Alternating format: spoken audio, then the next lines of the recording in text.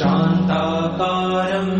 भुजगशयनं पद्मनाभं सुरेशं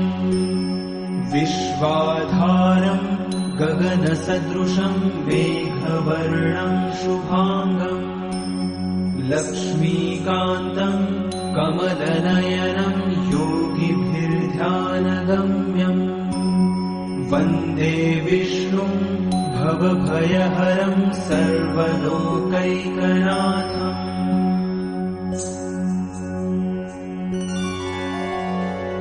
शान्ताकारं भुजगशयनं पद्मनाभं सुरेशं विश्वाधारं गगनसदृशं मेघवर्णं शुभांगं लक्ष्मीकान्तं कमलनयनं योगिभिर्ध्यानगम्यं वन्दे विष्णुं भवभयहरं सर्वलोकैकनाथम्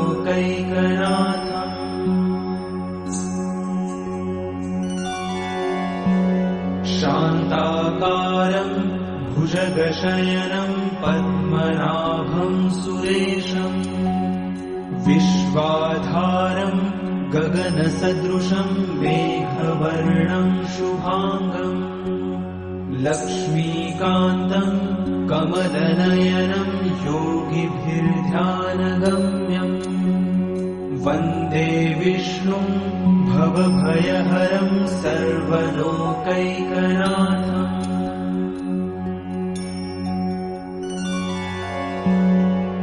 शान्ताकारं भुजगशयनं पद्मनाभं सुरेशं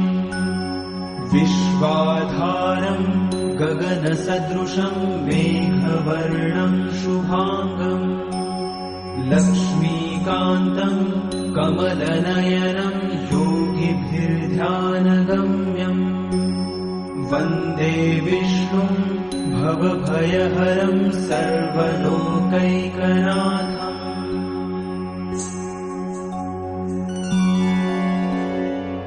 शान्ताकारं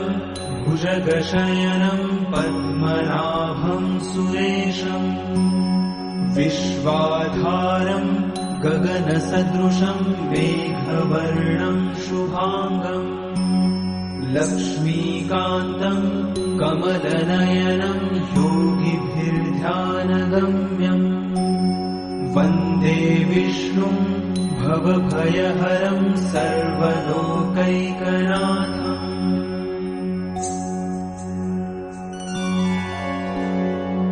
शान्ताकारं भुजगशयनं पद्मनाभं सुरेशं विश्वाधारं गगनसदृशं मेघवर्णं शुभांगं लक्ष्मीकान्तं कमलनयनं योगिभिर्ध्यानगम्यं वन्दे विष्णुं भवभयहरं सर्वलोकैकनाथम्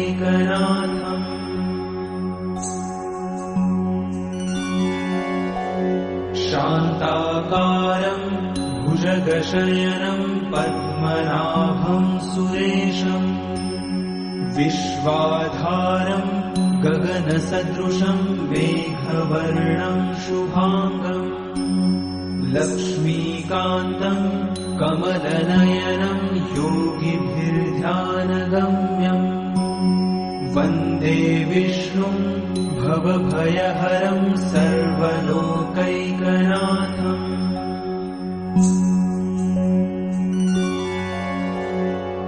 शान्ताकारं भुजगशयनं पद्मनाभं सुरेशं विश्वाधारं गगनसदृशं मेघवर्णं शुभांगं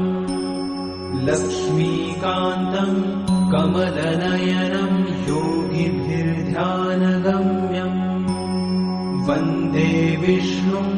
भवभयहरं सर्वलोकैकनाथम्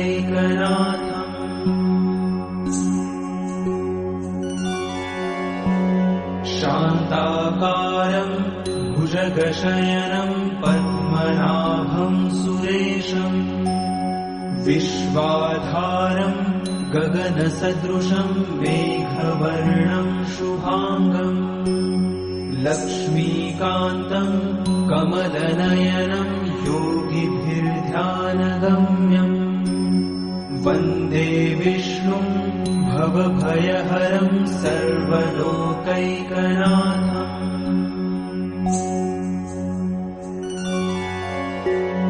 शान्ताकारं भुजगशयनं पद्मनाभं सुरेशम् विश्वाधारं गगनसदृशं मेघवर्णं शुभाङ्गम् लक्ष्मीकान्तं कमलनयनं योगिभिर्ध्यानगम्यम् वन्दे विष्णुं भवभयहरं सर्वलोकैकनाथम्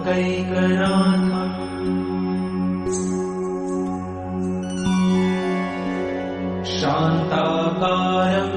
भुजगशयनं पद्मनाभं सुरेशम् विश्वाधारं गगनसदृशं मेघवर्णं शुभाङ्गम् लक्ष्मीकान्तं